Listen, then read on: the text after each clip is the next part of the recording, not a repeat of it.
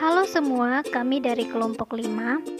Di video kali ini kami akan menjelaskan salah satu metodologi pengembangan sistem, yaitu metode Scrum.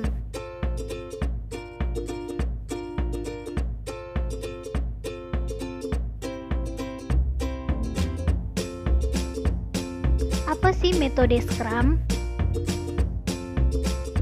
Metode Scrum adalah suatu metodologi yang mengatur proses pembuatan software. Scrum merupakan suatu kerangka kerja.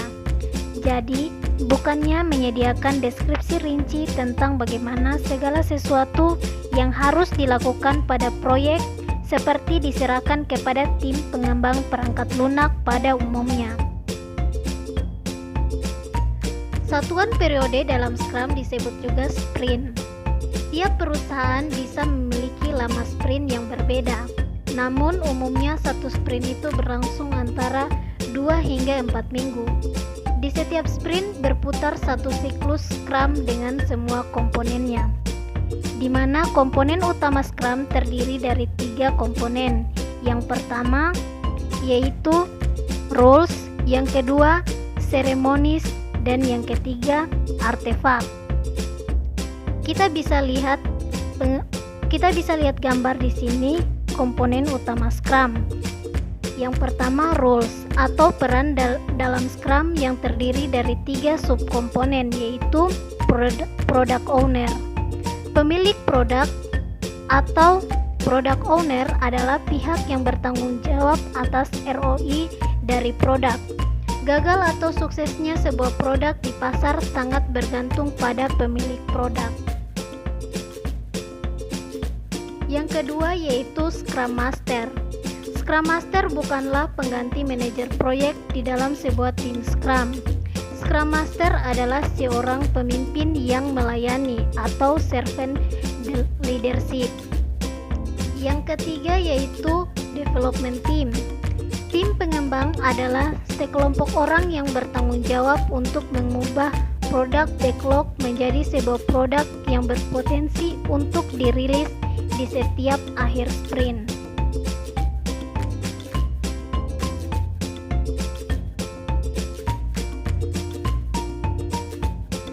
Kedua, seremoni. Seremoni atau agenda dalam Scrum terdiri dari 3 subkomponen, yaitu yang pertama, sprint planning meeting. Pertemuan perencanaan sprint dilakukan di awal sprint. Batasan waktu untuk perencanaan sprint adalah 8 jam untuk sprint yang berlangsung selama 1 bulan, dan secara proporsional lebih singkat untuk sprint yang lebih singkat. Yang kedua, daily Scrum.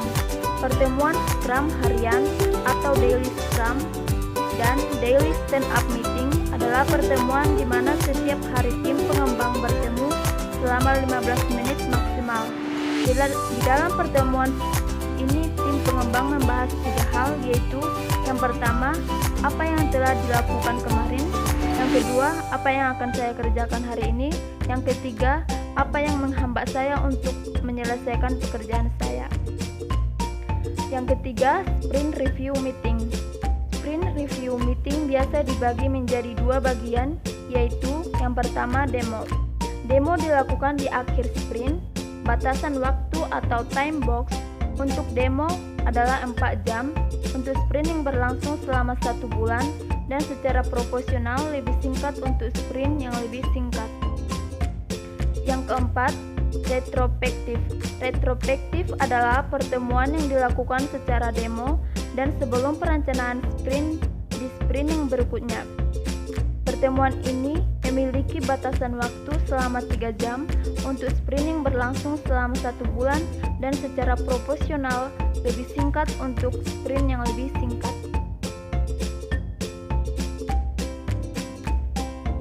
Untuk komponen yang ketiga, artefak. Scrum memiliki 3 artefak atau sub perangkat. Untuk yang pertama, product backlog. Product backlog adalah daftar dari pekerjaan yang akan dilakukan dan daftar yang dibuat dapat bertambah, direprioritaskan atau dihapus oleh product owner, tergantung dari kebutuhan user, ide baru, pergerakan kompetisi, dan seterusnya.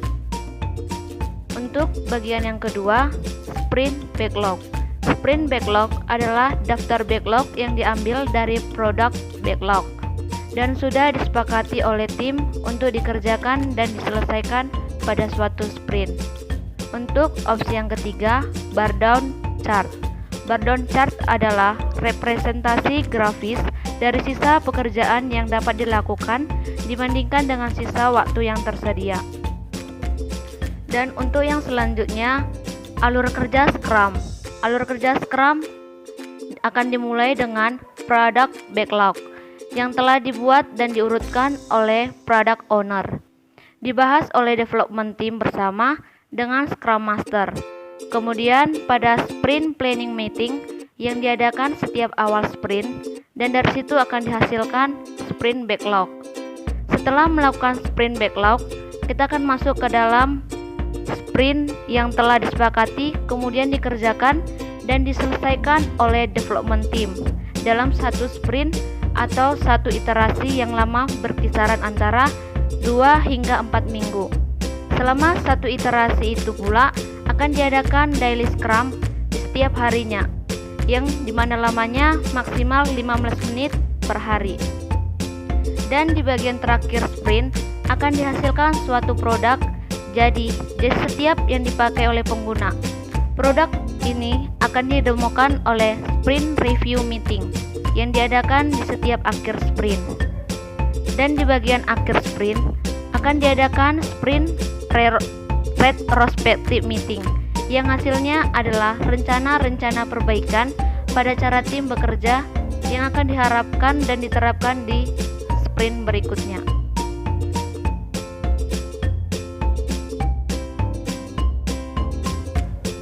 Karakteristik metode Scrum. Yang pertama, ukuran tim yang kecil melancarkan komunikasi, mengurangi biaya, dan memberdayakan satu sama lain. Yang kedua, proses dapat beradaptasi terhadap perubahan teknis dan bisnis. Yang ketiga, proses menghasilkan beberapa software increment. Yang keempat, pembangunan dan orang yang membangun dibagi dalam tim yang kecil. Yang kelima, dokumentasi dan pengujian terus-menerus dilakukan setelah software dibangun. Dan yang terakhir, proses Scrum mampu menyatakan bahwa produk selesai kapanpun diperlukan.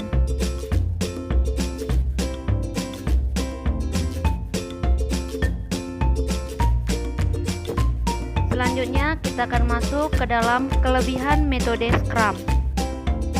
Untuk yang pertama, keperluan berubah dengan cepat, dan yang kedua, tim berukuran kecil sehingga melancarkan komunikasi dan mengurangi biaya serta memperdayakan satu sama lain. Yang ketiga, pekerjaan terbagi-bagi hingga dapat diselesaikan dengan cepat. Yang keempat, dokumentasi dan pengujian terus-menerus dilakukan setelah software dibangun. Dan yang terakhir, proses Scrum mampu menyatakan bahwa produk selesai kapanpun diperlukan. Selanjutnya, kita akan masuk ke dalam bagian kekurangan metode Scrum. Untuk yang pertama, developer harus selalu siap dengan perubahan karena perubahan akan selalu diterima.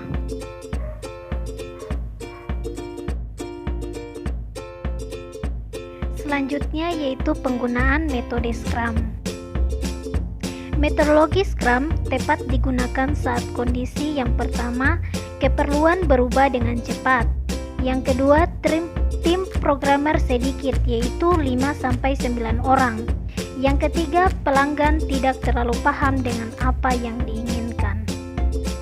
Nah, itulah video yang bisa kami bagikan mengenai metodologi pengembangan sistem, yaitu metode Scrum.